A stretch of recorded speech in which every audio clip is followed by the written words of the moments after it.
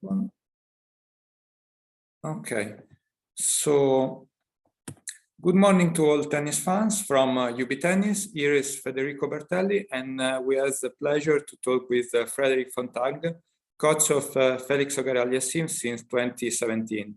He was nominated and voted by fellow OTP coach member as one of the 5 coaches of 2022, and helped Felix to reach a career high 6 in the world and access the NITO ATP final last year.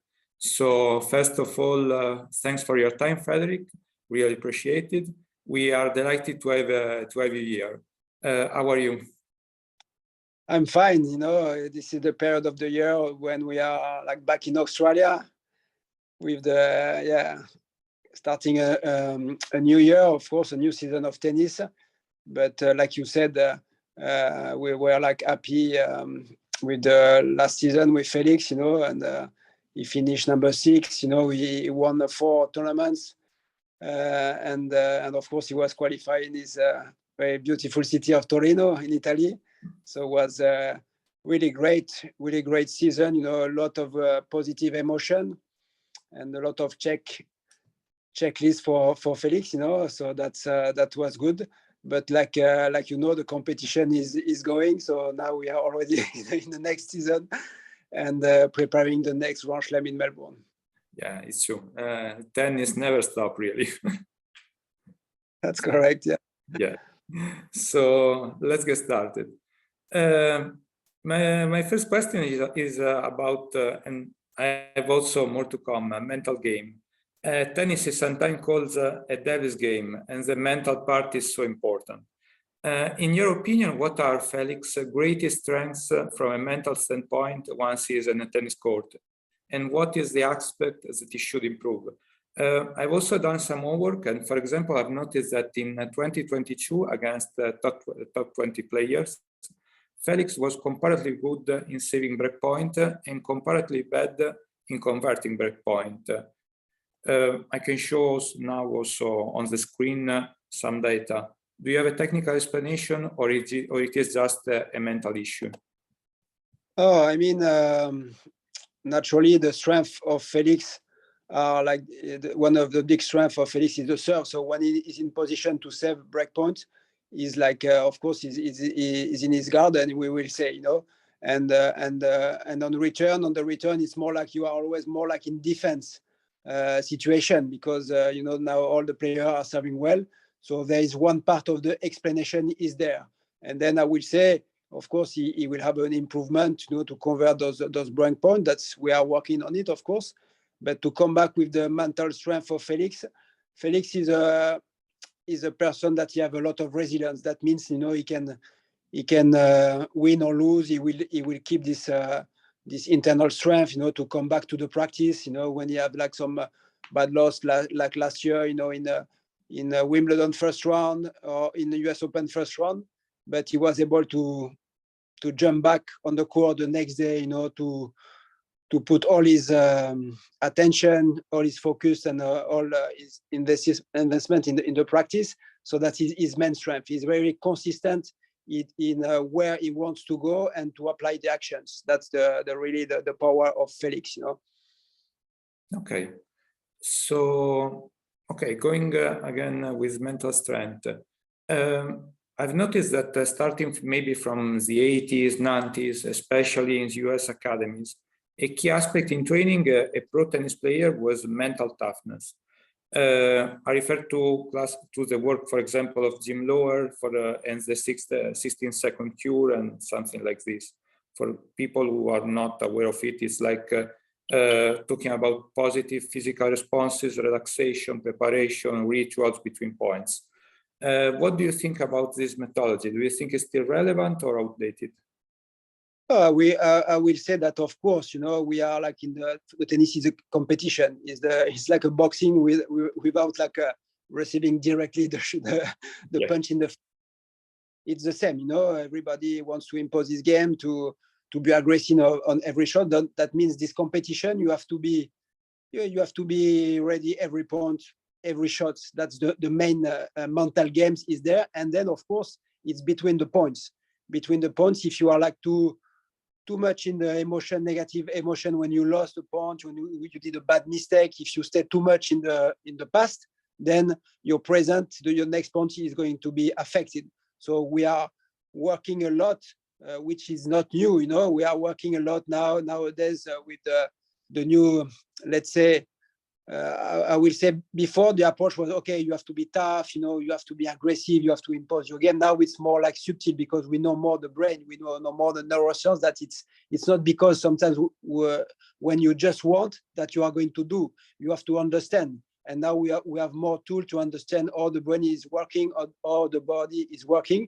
So I will say with Felix, as a coach, you know, and also his team, we are developing tools of communication, tools of that we can apply, and to guide Felix to build his own routines, you know, between the points and between the match, to prepare the match and to have the feedback. You know, I will say that we, with the time, the coaching improve a lot in terms of like the tools.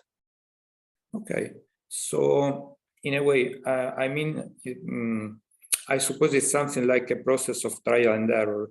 Did you try different tools, and also did you try and see how Felix react? I think also it's much a matter of the player being conscious and in a sense by what is trying to do. Also from a psychological point of view. I've saw that some players have a psychologist or somebody that is helping really on the mental part, others are not. For example, Rublev started last year, but he wasn't really engaged until a couple of months ago. What is Felix's standpoint? Is he engaged? So of course we will keep it confidential, but I just will tell you that we are working on this aspect because it's a part of the puzzle. You know, there's a technique, tactic, the physical part, but there's also the mental part. And of course, with Felix, we are working on that. But we are, of course, it's always like every player is different. So you have to find the right keys for the player. That's what we were like doing some adjustments, sometimes, some years, some period.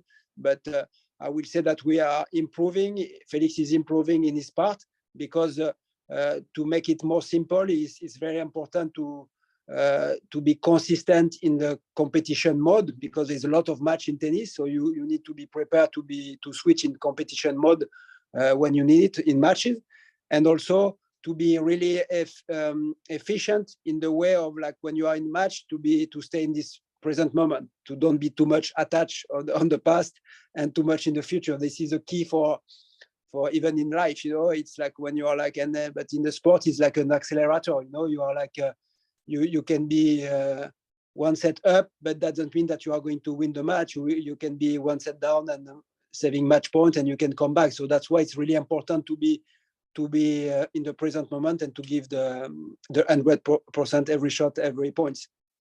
Yeah, of course, I totally agree. And talking about emotion, how Felix sometimes did you see, especially in the past, because especially last year was so consistent and so good.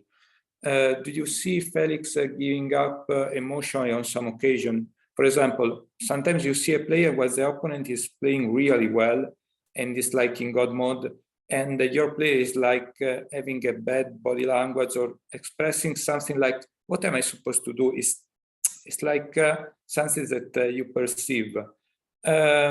So when this happens, how do you manage also from the box? And if you think that in these cases, sometimes eruption of anger is something that you would recommend on certain occasion where nothing is working.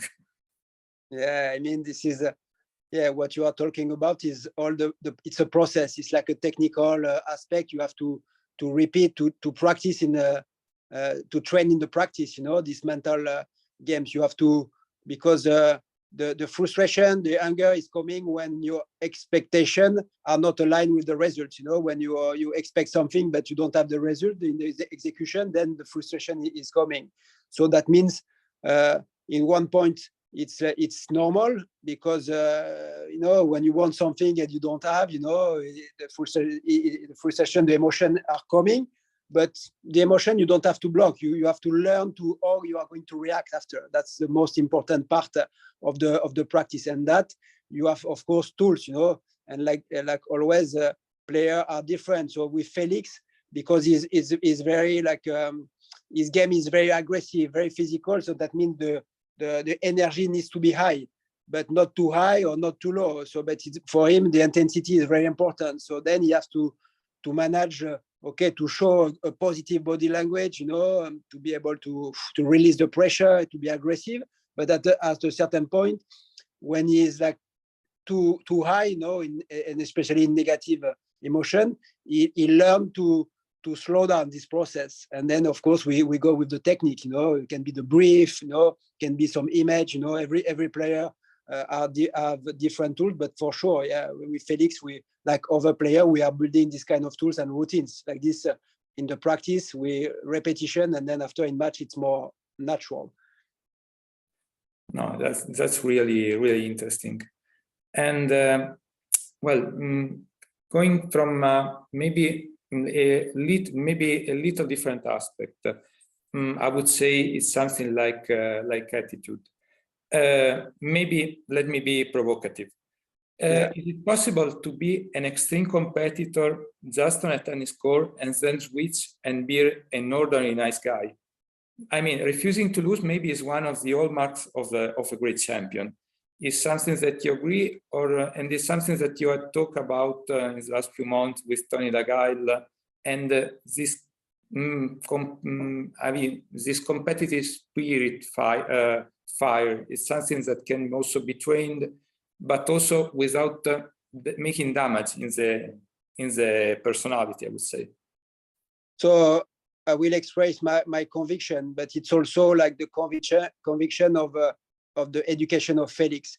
For example, Felix is a nice person, outside the court, and inside the court also, but it's coming from his education. The parents, they always follow the line that he has to be first a good person before being a good athlete, a good tennis player. And I will talk because I have 2 children also, and I think for me, I keep this line that you need to be you have to have a good attitude, because at one point, at a certain level, you are an example for the kids, for the fans. And for me, it's not for me, it's not positive to act like a bad person, to act like sometimes because you are an example. So for me, we have this line with Felix and me as a coach. You have to be to have a good attitude, a good person. That doesn't mean that you need to offer the victory to the opponent, because you can be a great fighter, and but to respect yourself, to respect your opponent, to respect the fans. That's of course, that's Federer, Nadal. They are like the example of that, And for me, this is very important. Yeah, definitely. They set a standard. I think it's curious, because if you think about, especially maybe in the 80s, you have 70s, 80s, you have maybe more naive personality and people showing more their emotion, bad and good. While now, as you said, players are trying to be more a role model, more being able to take care of their emotion and not to maybe tear apart. Maybe you can see sometimes Djokovic smashing a racket, but I would say this is the more you can see. No, exactly, because there is a line, the emotion, you cannot hide the emotion, it's or negative opposite, but that means it's always going to be the what you are going to show. There's a 1 to 10. If sometimes you cry, you are angry about yourself, but it's different that you go to in the act of doing bad things on the court in terms of attitude. There's a gap. There is a limit. There is a frame. That's why maybe in the 80s I will say like ASAP that you are like respecting the people, not going like things that are like too much, like saying bad words, every second, to throw the racket every game, and there's a difference between doing just once or once a while. It's showing the emotion, positive or negative. It's important, but there's a limit. Yeah, definitely. I think I prefer like it is now in a way. Yeah, because there's like kids that are watching, and where we want to live in a society or in a sport environment, that the role model are like people who are acting bad, because if they're acting bad, the kids they will think that this is how you have to act, on the court and the future. And I think we prefer live in a positive society than something in a negative society. This is we always have to put us in position. I'm a coach, so I'm also an educator. So it's important to make this relation. Yeah, I think so. It's so important. It's not just a matter of winning; it's also the way you win and the way you lose. Because also some greatest player in tennis don't win all the tournament and all the matches. That's life. And since we are at the beginning of the year, maybe it's something that everybody, I think, more consciously or not, are doing so. Maybe we'd like just to have a little game. If you had to bet, maybe just to go to put your quote. What would you, in your opinion, what will be this year the 4 Grand Slam winner and the 8 that will go to Turin? No, I mean putting apart Felix, because Felix, of course, now is in position. He is in position to, when he's going in a tournament, that he can win, and he already checked the list of he won 250, he won the 500. So now, of course, he needs to check the Masters and the Grand Slam and to be number 1. It's in his racket now. So of course we are working on that. We are in the process on that, and we are putting all the attention on that. But except like Felix, I will say like Rafa, even if everybody's talking when he's going to retire, but last year he won 2 Grand Slam. He's finished the year number 2. So that means he's for sure for the French Open. He's still like for me, is my favorite for the French Open. Then after, for the Australian Open, you can see that Djokovic, we practice with him, in Adelaide. I saw some match, the guy is ready, and then after there is Medvedev. There is Medvedev that is still there. We'll see, but I see for the Grand Slam on hard court, Australian Open and US Open, Djokovic and Medvedev for me are the two one that they have like in percentage the more chances. And after, I will say Wimbledon is more open. Wimbledon it's more open because there is like Felix already made quarters. He's a good serve. He has all the weapon to play really well. So I will say that I will say Felix in Wimbledon. Okay. Yeah, I also hope in Wimbledon maybe Berrettini or Sinner. It was like there's also it was like a kind of kind of funny, but like except Felix at Wimbledon after, of course, there's like for me Wimbledon is always more open. Yeah. Always more, because on grass, it's more open. Of course, Djokovic is always a serious one, but then after, like you said, Berrettini, Sinner can play well, Fritz also, because he's serving really well. So that's my quote. Okay, thank you very much. Maybe I'll try to try it. So coming to an end, I have 2 final questions. The first one, it was more or less a curiosity. In a week time, the highly anticipated Netflix series Breakpoint from the same producer of Formula One will be released.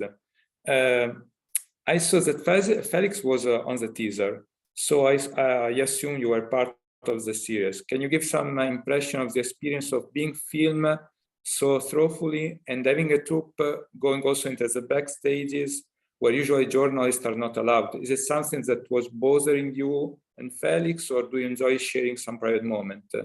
And if you have an eye at the series, at the final product, did you like the narrative? And can you give us some insights, some glimpses, your opinion?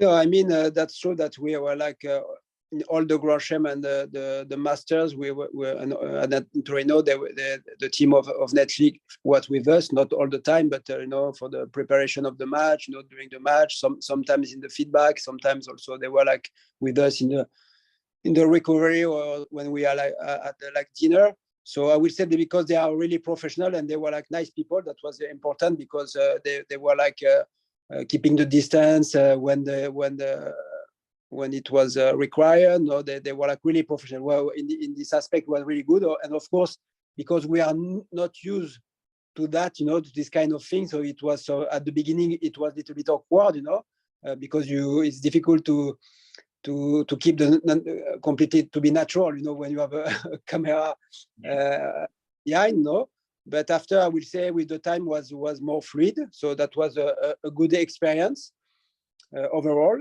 And then after, I don't know, because I don't know how it's going to be, the result, because we didn't see, except the teaser, we don't know exactly what is going to be inside, I know that Felix was one of the players that they were like following all the year.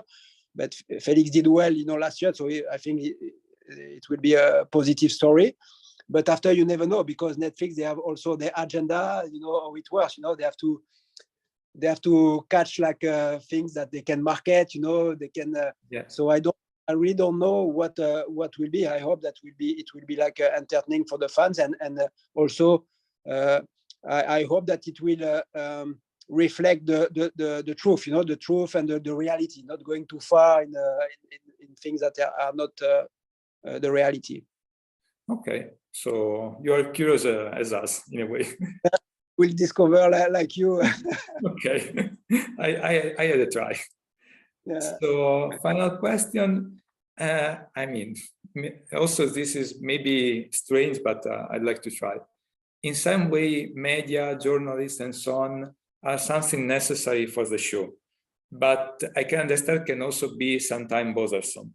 So if you had a magic, what would you like to have from journalists? How do you like they act? For example, would be interesting to you asking the media community to do some research about new trend, new device, some topics do you like? Maybe having a digital board to share with ATP, and saying, okay, I have some curiosity about this player or something like this.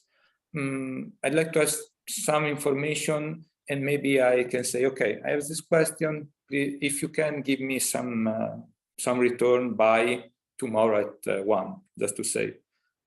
I don't know, it was just inventing. I think that